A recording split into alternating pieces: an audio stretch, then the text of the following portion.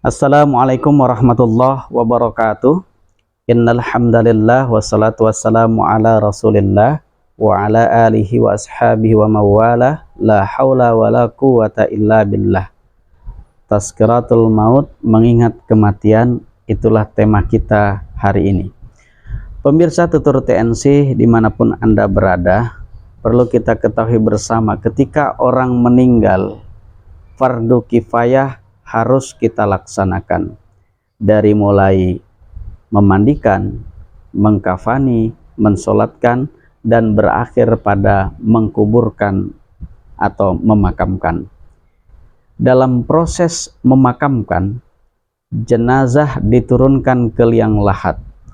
Ada yang umum sering dilakukan, yaitu adanya 3 tanah yang dikepal-kepal menjadi bulat, menjadi penyanggah daripada jenazah, yang dalam bahasa Jawa ini disebut dengan gelu, yaitu tukel telu.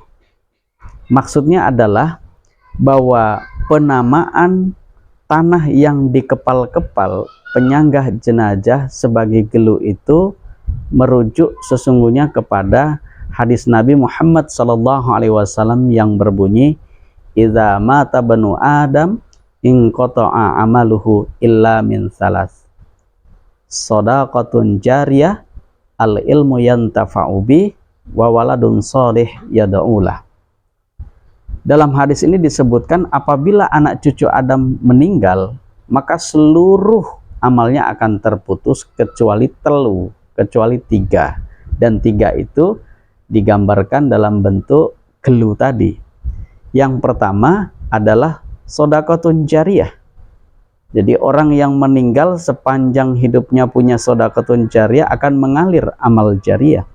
Lalu yang kedua adalah ilmu yang bermanfaat. Setiap ilmu yang diajarkan kepada siapapun menjadi amal jariyah.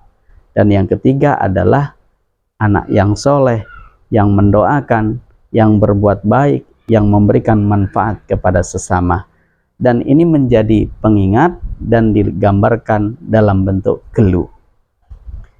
Lalu jenazah diuruk perlahan-lahan dan sampai kemudian dipancangkan patok, ya, yang disebut orang Jawa disebut dengan bahasa tenger. Lalu patok ini 2, maka tenger-tenger. Ini merupakan penggambaran bahwa orang yang meninggal butuh doa, karena digambarkan tenger-tenger. Tenger-tenger karena diinterogasi oleh malaikat. Marrabbuka, man nabiyuka, man imamuka. Ditanya seluruh amal kebaikannya.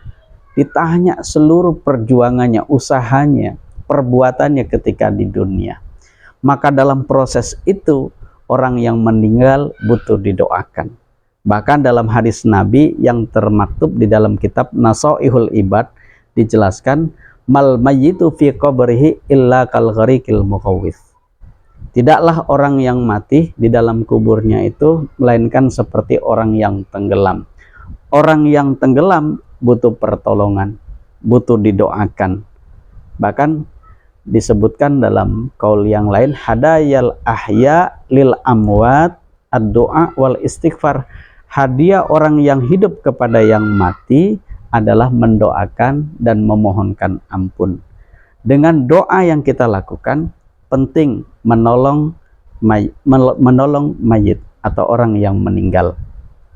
Dan ketika menolong, digambarkan kalau menolongnya 1-2 orang yang mendoakan, maka bisa jadi kita tidak mampu, maka kemudian dihimpun doa bersama, tahlil bersama, baca Quran bersama, sama-sama memohonkan kepada Allah agar diampuni segala dosanya, diterima seluruh amal kebaikannya, diterangkan alam kuburnya, dan kita berdoa agar Allah memasukkan ke dalam surganya.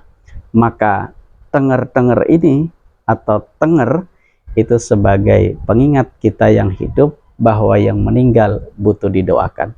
Yuk, rajinlah doakan orang-orang tercinta kita yang mendahului kita, ulama kita, kiai kita, guru kita, dan siapapun umat Islam dan orang-orang mukmin yang mendahului kita.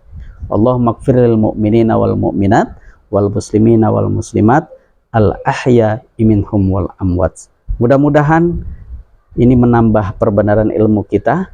Assalamualaikum warahmatullahi wabarakatuh.